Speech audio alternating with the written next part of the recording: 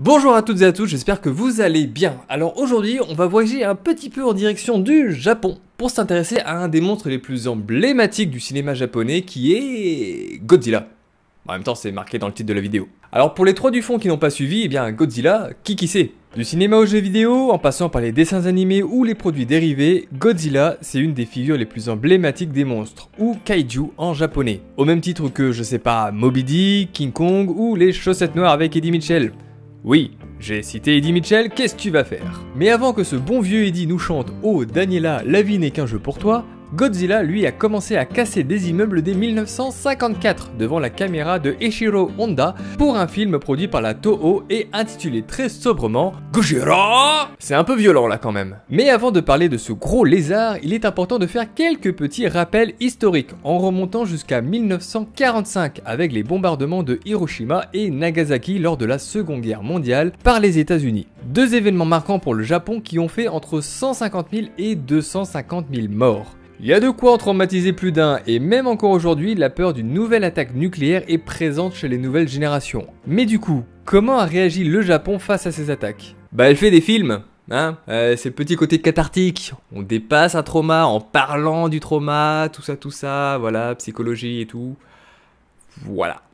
En 1954, soit donc 9 ans après les bombardements, le film Gojira met en scène une menace créée par des essais nucléaires. Bon, c'est sûr, niveau subtilité, on repassera. Mais pourtant, c'est ce qui va façonner la légende Godzilla. Dans son rôle de gros lézard mutant qui détruit tout, Godzilla va dans un premier temps représenter la nature qui se soulève contre l'être humain. Et avec son design terrifiant, il va également illustrer la peur d'une nouvelle attaque nucléaire. Et le film est un succès dans tout le pays, mais il va se passer quelque chose que personne n'avait vu venir. En 1955, la Toho revend les droits du film à la Transworld Pictures, donc aux Américains, qui propose un nouveau montage mettant en vedette l'acteur Raymond Burr en minimisant au passage l'implication du nucléaire. Avec un truc du genre « Ouais, non, c'est pas nous, on n'a rien fait, arrête, c'est pas marrant là, stop, non, c'est pas moi ». Ouais, non. Salut! Et depuis plus de 60 ans maintenant, Godzilla a vécu de nombreuses aventures contre des monstres de toutes formes, il a même eu une petite progéniture. A ce jour, on ne compte pas moins de 35 films dédiés à la bestiole Aikai, sans compter toutes ses apparitions dans d'autres œuvres. Et au fil du temps, le gros lézard a évolué jusqu'à devenir une espèce de gros dinosaure, et du coup la question que tout le monde se pose est « Qui c'est le plus gros Godzilla? Hein? Allez hop, tout le monde sort sa règle !»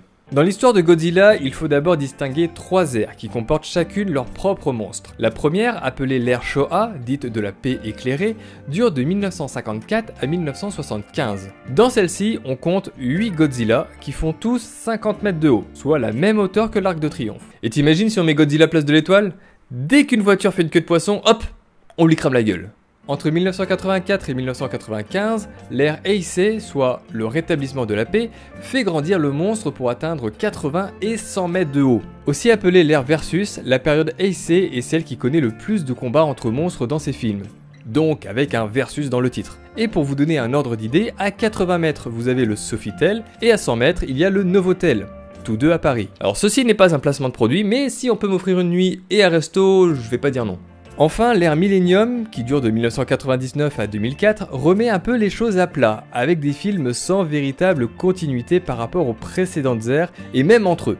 C'est donc un peu le bordel, et on se retrouve avec des monstres de 55, 60 et 100 mètres de haut. Bon, niveau taille, on a de tout, mais l'objectif est de montrer sa force face à des adversaires plus redoutables les uns que les autres. Et moi, je connais un Allemand qui a essayé de terroriser la planète entière grâce à lui.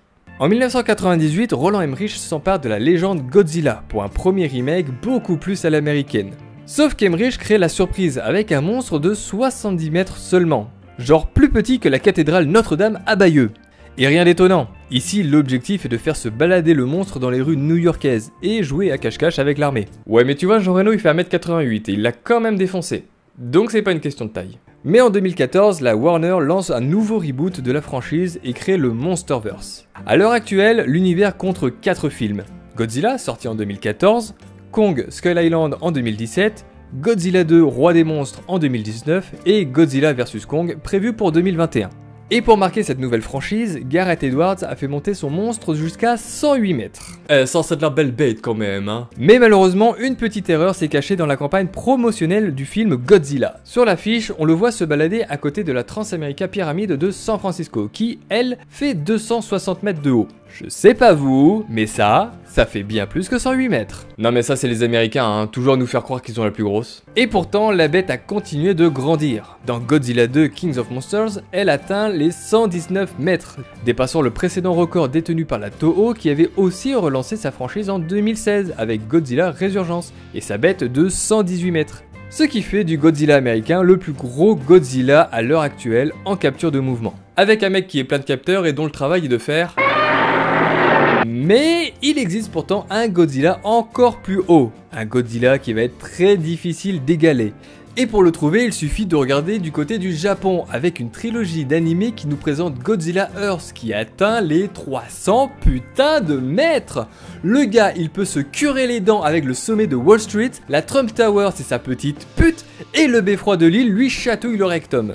Bref, des Godzilla, on en a plein, mais ils sont de plus en plus impressionnants. Il y a une étude américaine qui a essayé de montrer la corrélation entre la taille du monstre et le budget alloué à l'armée. Et ils ont remarqué que plus les États-Unis mettaient d'argent dans leur armée, plus le monstre grandissait. Et tout ça pour démontrer une anxiété collective croissante, c'est-à-dire la peur d'avoir quelque chose qu'on ne peut pas combattre, sauf si on est tous ensemble. Mais ces résultats sont à prendre avec des pincettes, parce que ouais, faut pas déconner, hein, la taille du monstre va surtout dépendre des lois du marché. Et la petite guéguerre pour savoir qui est la plus grosse, et bien ça fonctionne toujours, quand on est tout petit, quand on fait du cinéma, et même sur YouTube. Allez, c'est tout pour cette fois-ci, on se retrouve très bientôt pour une prochaine vidéo. N'oubliez pas en attendant de vous abonner à la chaîne, de laisser des petits commentaires, tout ça, ça me fait toujours très plaisir.